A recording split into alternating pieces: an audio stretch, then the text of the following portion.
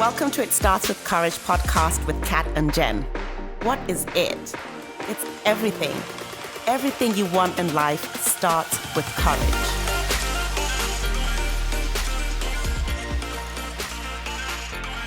Jen Burns. JB, I said the wrong thing. I know. Everybody wants to just always call me Jen Burns. Nobody just calls me Jen. It's always Jen Burns. But that's because Jen Burns is everywhere. Jen Burns, realtor, Jen Burns this, Jen Burns. I mean, it's your name. Yeah, it is.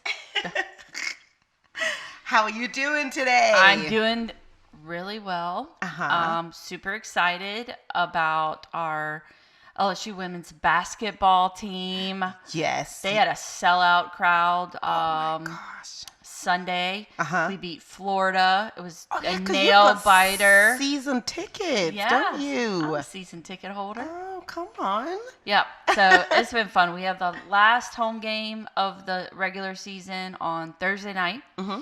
And hopefully they'll get to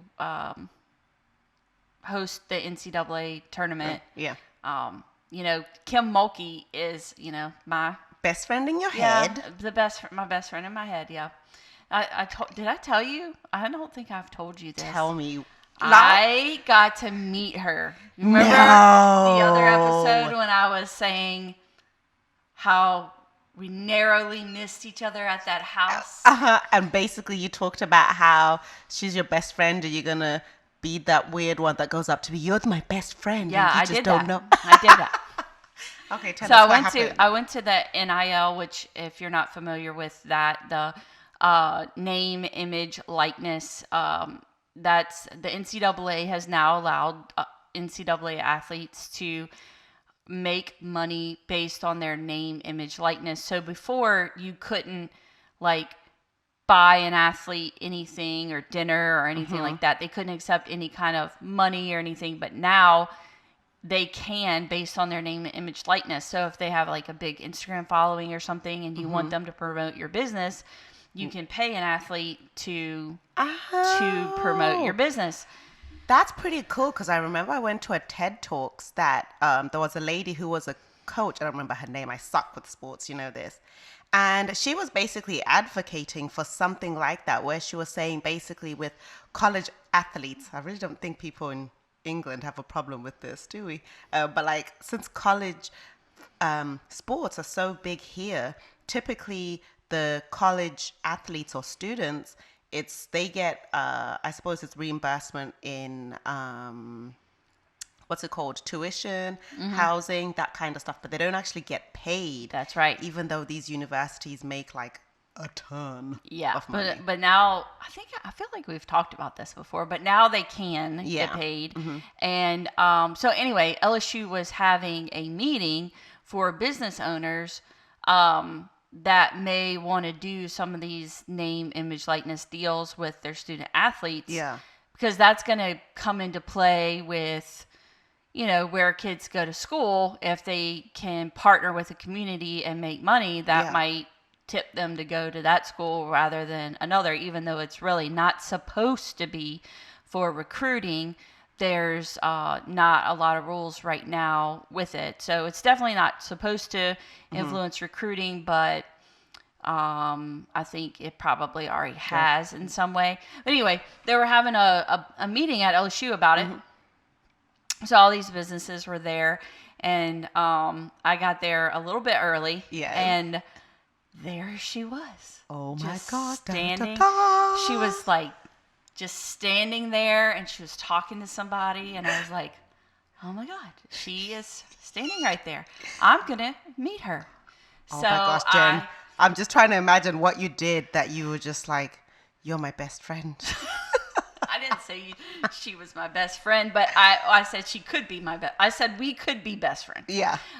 Anyway, I went up to her after she got done talking with whoever she was talking with, and introduced myself and shook her hand, and I just said, hey, I'm a local real estate agent in town. We bought season tickets because of you, and we've really enjoyed this season. Selling it. I said, we have I know you don't know me, but we have a lot in common. We could be best friends. And she looked at me like, oh my God, this is a psychopath talking to me. But I was I like, love it. I was the head coach at Louisiana Tech, which she was an All-American at Louisiana Tech. She played basketball there. And then was an assistant coach there, won a national championship there. And, she like, she's in 9 Hall of Fames. I'm in 2 Hall of Fames. She had Bell's palsy. I had Bell's palsy. You're selling it. We are. And then I said something. You could be twins now. I mean, I told her, I was like, I think you know some of the people I know. And I named somebody, and she was like, oh yeah, he just came to one of the games. I was like, he stayed in my Airbnb. Yeah. So, it was a great experience. But did you get the business? We want to know. No, I didn't ask her any business. But one of the things she's really known for is her attire. Like, it's a big thing of like what she wears to the games. What does she wear? Well, she is like a local boutique has reached out to her, and they provide her with all her game day attire. How cool. And so like she has come out in all of these like sparkly jackets. No way. One of them had butterflies like on it. One of them had hearts on it. One of them was like Mardi Gras colors. And so now Mike the Tiger wears one of these sparkly jackets with butterflies on it. Hang on. How did they get a jacket on the tiger? Not the real tiger. The mascot tiger. What? No, the mascot that walks around the arena. He wears one of these sparkly jackets. Cool. Yeah, I like that promotion of small business. So, you know what's interesting? You said you took your real estate business to be, to hopefully be the real estate agent for all the coaches that come to LSU. So, I was thinking, maybe like a few episodes back, we did a Q&A, a fitness Q&A, because obviously I'm into fitness. You're this amazing real estate agent. I thought it would be pretty cool if we could do like a frequently asked questions for somebody who is looking to buy a house. They've never bought a house, or they're just thinking about it. And thinking back to when I was like, oh, I want to buy a house, there were so many questions that people just don't know. And I think it's one of those things that stops people from buying a house, because it just seems like this impossible thing and only special people get to buy houses. Okay. So I was wondering if you'd be up to answering like a few questions or so about this. Well, sure. This is something I love to talk about. Okay.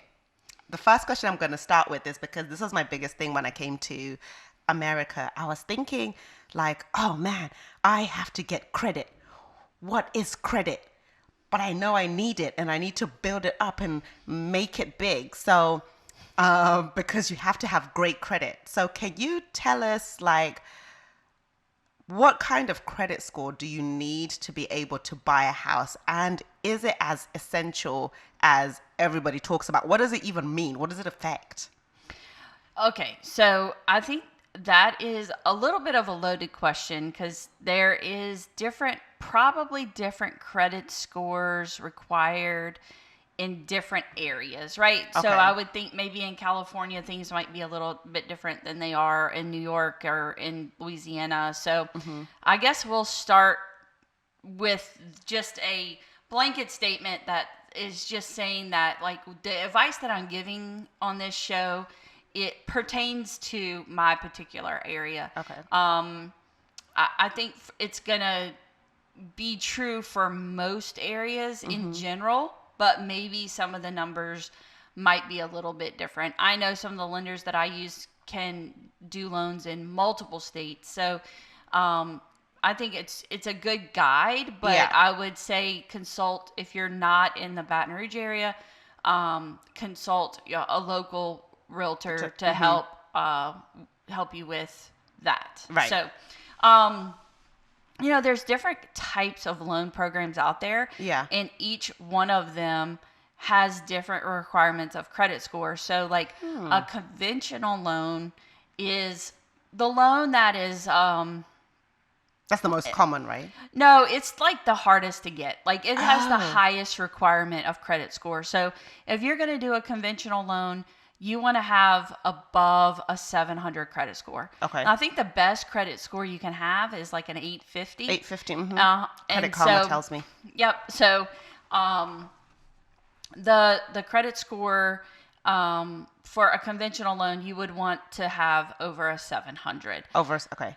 Um, for a rural development loan, which I don't know if they have that everywhere, but that is our local No. no money down loan. I think that's something that's probably in America, but I know like when I was in Canada and in England, there's no way you're going to get a loan without putting some sort of down payment down. Yeah, well, there's actually like 3 or 4 different kinds of no money down loans here. One is a Shut rural up. development, and that has some income requirements. Like, so you can't make over a certain amount of money. I think right now it's like for an individual, it's like 92,000 a year. So if you make under that, you would qualify.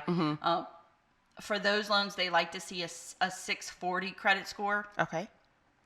What the lender does is they put all your information into this system, and like they'll put it all in there, and the system either if you meet all the requirements, it sends out an automated approval, and that is good to have an automated approval. Yeah. But let's say everything looks good, but you have a 620 credit score, but everything else is okay. Yeah. So for a rural development loan, you can you get an automated approval if you have a 640. But if you have a 620, if you're in that 620 to 639 range, and everything else looks good, but your score is a little low, then they can do what's called a manual underwrite. It means that you didn't get approved in the automated approval, but the underwriters will manually look at it and make a decision on you based on that. So, then you have like the loan. If you don't have great credit, you want an FHA loan. Okay. An FHA loan, you can have.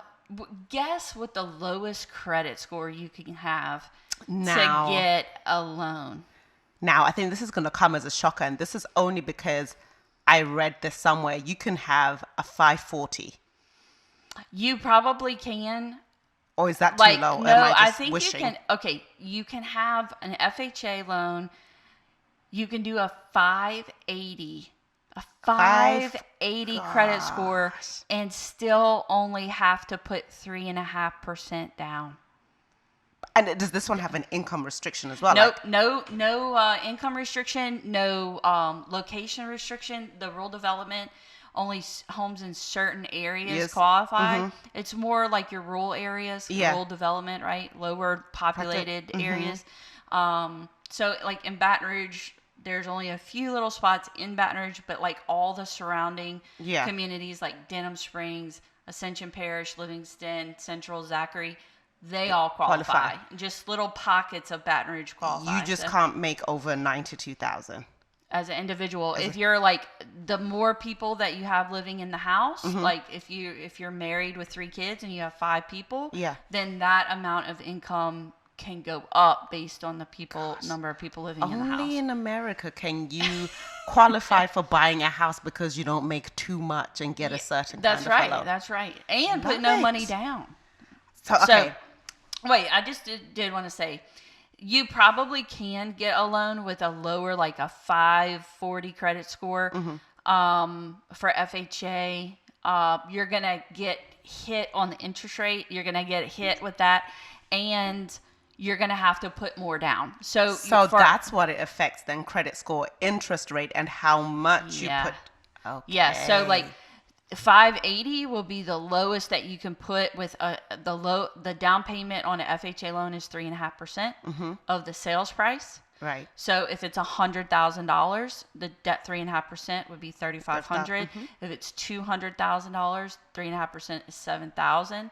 So that's your down payment.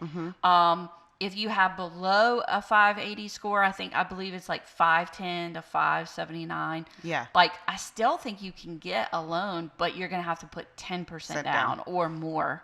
So the worse your credit score, the more money you're going to have to put down and the higher interest rate you're going to get. So that answers the question, guys. You can have less than a 700 credit score, still buy a house, but obviously it affects your interest rate and your down payment. So the more you improve your credit score, the better your interest rate and the less down payment you have to pay, right? Correct. Something like that. Yep, correct. Okay. So I think that answers the question that I had, which was, do I need 20% to buy a home? Which, gathering from your answers, is a no. Correct. A lot of people, I'm 42 years old, so I know my parents always talked about like, oh, I need, you have to have 20% to put down. You don't these days. The benefit of putting 20% down is that you don't have to pay PMI, which is a whole nother topic, but PMI is short for private mortgage insurance. So basically, your mortgage company, when they do a loan, they're, hoping that they don't have to foreclose on you. Yeah. But they can't put themselves in a position where something like COVID happens and then they have to foreclose on a bunch of people and they lose all this money and they have to go out of business. Yeah. So what they do is they have, just like we have car insurance and health insurance, they have mortgage insurance. Yeah. And so if you don't put 20% down, the mortgage company charges you a monthly fee. They call it private mortgage insurance. And so it protects them if they have to foreclose on the house and it's destroyed, if you like haven't been taking care of it and now they can't sell it for what is owed on it, then that insurance policy that they have on it will cover the difference of what they can sell it for and what you owe on it. Right. So that makes sense. If you put 20% down, then you don't have to pay private mortgage insurance, which means your note will be less. Yeah. So that's one reason why that 20% keeps coming up, because there is some benefits to you as a buyer if you put 20% down. But if you don't have 20%, that's not going to stop you from buying a house. Yeah, that makes sense. I think there was a thing going on in England about PMI insurance where companies were being sued for it and basically having to pay all these people back for this insurance. Oh. It's been happening, yeah. But that's a story for another day. Okay, so we've talked deposit just now, 20%, and that you really don't have to pay that. What is, a lot of us hear this closing costs being thrown around a lot of times. So we've paid the down payment and the deposit. What are closing costs? What does that involve and how much? Like, is this extra money I have to pay on top of a deposit? Yes. So your down payment is like, you can think of what you're going to need money-wise in two separate buckets. You're going to need that percentage down, whether it's 5% on a conventional mortgage or 3.5% on a FHA loan. That is your down payment, and that is separate from closing costs. Closing cost is just a broad term that is used for all of the other fees that go along with what you're having to pay as a buyer to actually get the house and get the loan closed. Yeah. So your lender fees, if your lender is charging you a origination fee or any of their fees to process the loan, that would be included in that bucket of closing costs. Your title company fees, like they're going to charge you to research the title, to do the closing, those fees. When you start your loan, they collect 1 year of your homeowner's insurance, and they collect that from you up front so that your homeowner's insurance is in your escrow account and they have enough to pay it. So that is part of your prepaids and or closing costs. It's all in the closing cost bucket. They will collect money for your taxes, for your property taxes. to make sure that you have enough money in there to pay the taxes for you at the end of the year.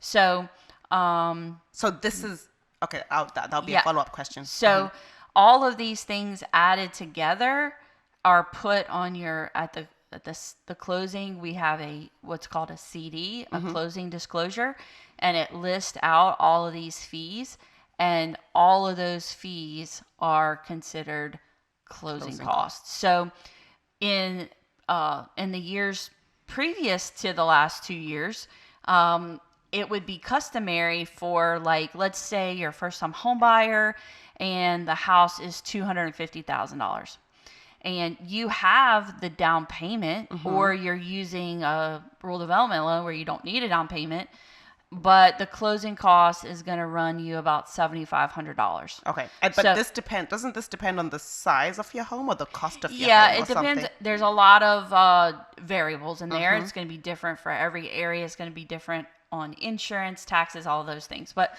just for a scenario. Yeah. So you have the house under contract for $250,000 and you don't need a down payment, but you're still going to need that $7,500 in closing costs.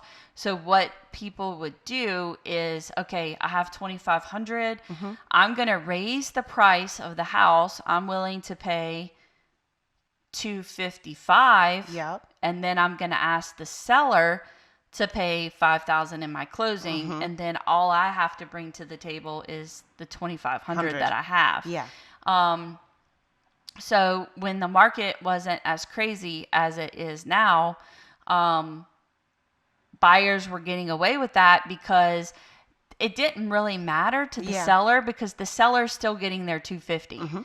But for the buyers, the difference is how much you're bringing to the table. Table. Their monthly mortgage price is probably about $20 to $25 more per month, but what they're bringing to the table is $2,500 instead of $7,500. Yes. So they can use the extra funds they have to buy furniture or rent a moving truck or buy a refrigerator, because there are some expenses with moving and getting a new house. So, and I mean, from personal experience, I did that when I was like, okay, so I'm going to buy a house here.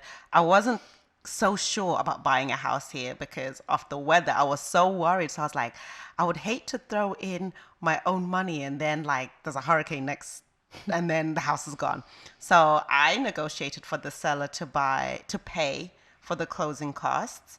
But this time around with these last two houses, there was zero chance of even throwing in, can you pay for closing costs? Because you will not get that house in this climate.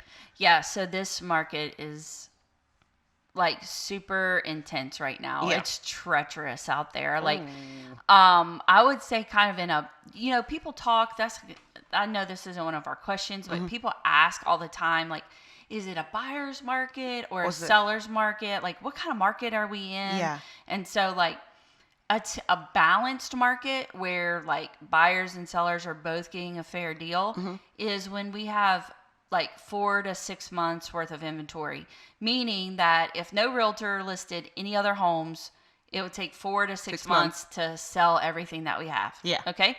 So if we get to where we have 8 or 9 months of inventory, that means the buyers have all these different options and they're taking their time, and the sellers are one of 20 options. And so what does that mean? That means it's a buyer's market. They can kind of beat up the seller because there's plenty of inventory. They can just go find another house. Right.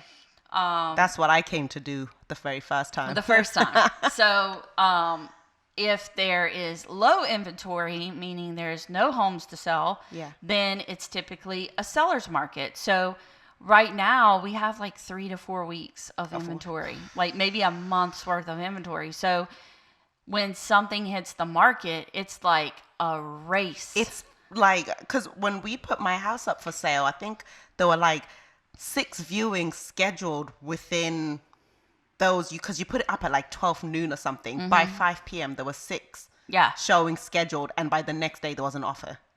Yeah. So everybody is like kind of watching all these websites, and agents are like, it hit the market, let's go, everybody, let's go. Like we've got to get there and we've got to get a strong offer in. So unfortunately, right now, seller paid closing cost is not happening very often.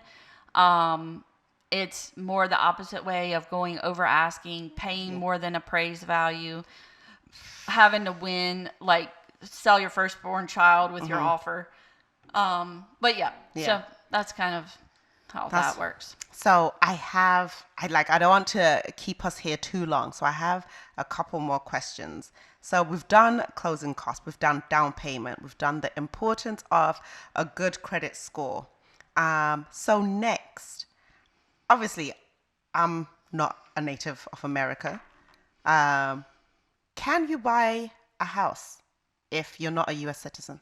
Yeah, you can buy a house. It just depends on what kind of visa you're on. Now, if you're here illegally, you cannot. You're right. Like, there's just no way around that. But if you're here Even if on, you're buying cash? I don't really know the answer to that. Yeah. Just a question, just a thought. Yeah, like I've never. I mean, I guess maybe you could. I mean, you're trying to get a loan. Trying to get a loan, you're not going to get a loan if you're here illegally. Yeah. But like, if you have the cash and you have a driver's license, I don't know. I'll research that and get back to you. You know, you never know out there. Money is money, they say. Okay, these have been some great questions. I think it's really given a lot of us insight, because I know buying a house, to be honest with you, can be scary. And I think especially for like the younger generation, people in their 20s, early 30s, sometimes it just seems like you either need a partner to buy a house, or it's just something that, you know, some people do. It's not, but really it's one of those things that anyone can do. So my last question, do we really need a real estate agent? Yes. And I'm not just saying that because I am a real estate agent, but like, you know, if you were being sued for $300,000 or $500,000, would you just say, hey, I'm going to defend myself? Or would you really want like the best attorney that you could get to protect yourself in that situation? That you probably wouldn't go the cheap route and defend yourself, because you just don't know what you don't know, right? It's the same thing in real estate. There are so many things in these contracts and so many scenarios that happen that like you can't become a realtor today and then within a year you've been through all the situations that are going to happen. I've been doing this for 15 years.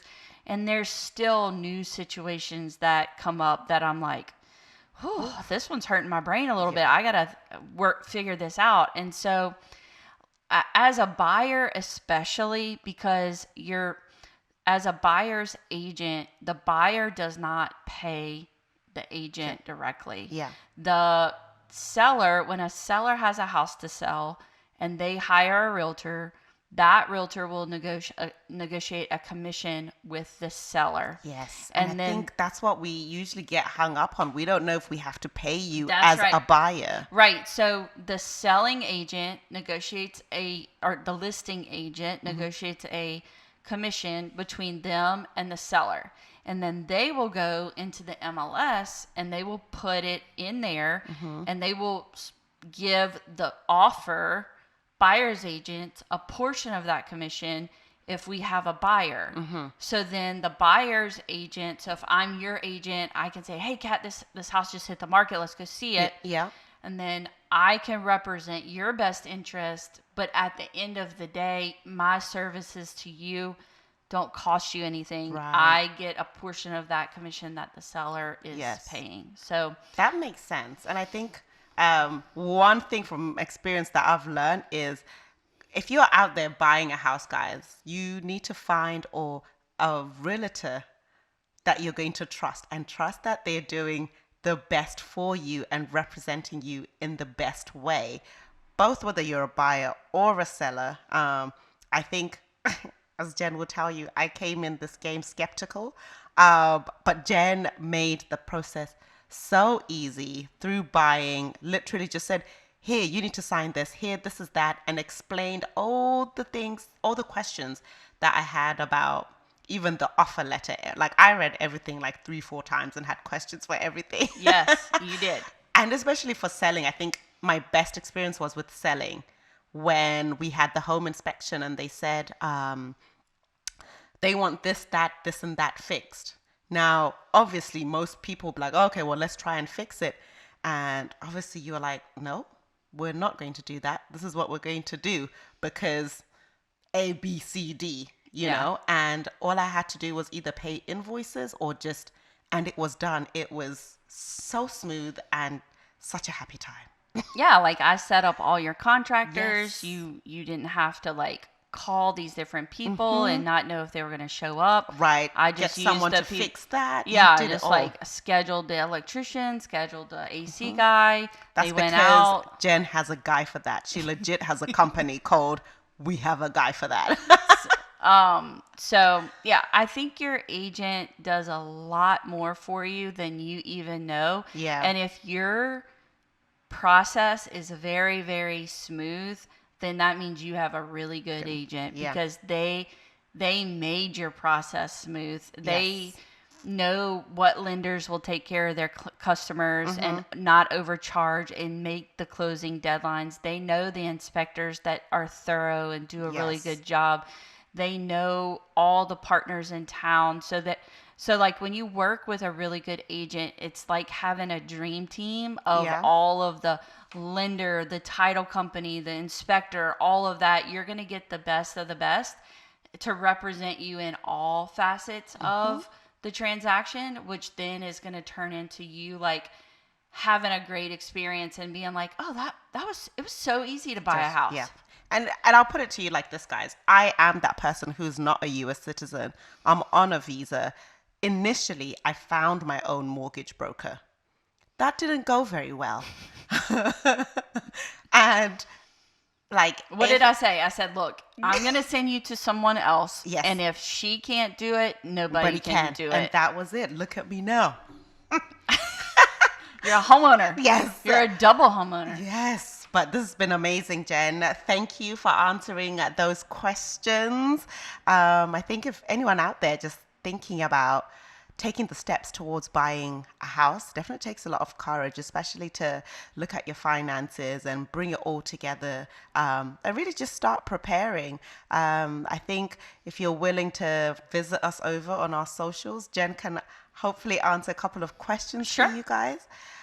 If not, reach out to your local real estate agent and really, even if you don't know whether to go to a bank for a mortgage or go to a broker, they can most likely point you in the right direction. And sometimes they may have programs where they can give you things like down payment assistance. Like I know you were offering something like that. Yeah, and that you made a good point there, and just one last tip that I'm going to give people, like a no from one mortgage company is not a no from all of them. Yes. So not all of them can do the same things. There are a ton of different special programs with credit unions, local banks, different things. So like if you get a no from one, like don't just give up. Right. Think like try to talk to other ones. Yes. Because it's not one of those one size fits all things where if you get a no from one, it's going to be no for everybody. And that was the case in my situation as a visa holder. So keep going, friends, and keep looking, keep trying, keep pushing. I want everybody to be a homeowner. We're all going to have a, you get a home and you get a home and you get a house and you get a house. Okay, friends, until next week. Peace. Thanks for listening to this episode of It Starts With Courage podcast with Kat and Jen. If you like this episode of the podcast, visit our website, iswcpodcast.com, for show notes and other cool things.